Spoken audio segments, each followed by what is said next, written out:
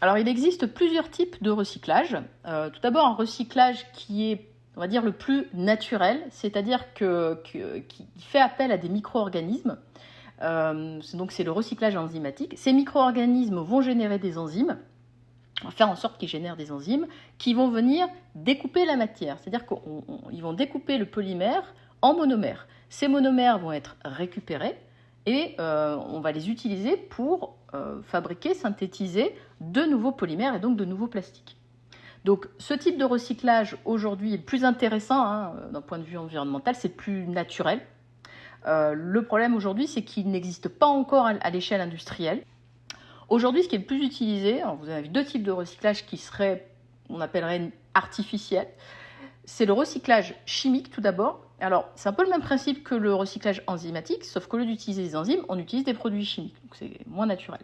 Et donc, ces produits chimiques, pareil, vont venir découper le polymère en monomères. On va récupérer ces monomères et fabriquer un nouveau polymère et un nouveau plastique. Alors, l'intérêt, là, comme pour le recyclage enzymatique, c'est de séparer le polymère des additifs. Un intérêt qui est très intéressant d'ailleurs pour pouvoir vraiment renouveler la matière.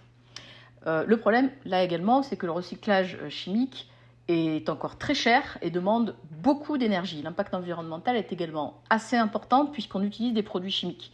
Donc pour le moment, il est peu utilisé. On l'utilise surtout pour recycler des plastiques que l'on récupère des océans, par exemple, et qui sont très dégradés.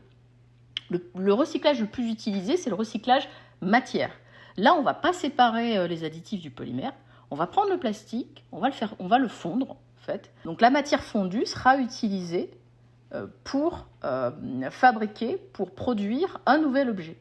Donc on conserve à la fois le polymère et les additifs et on réutilise le plastique complètement pour fabriquer un nouvel objet.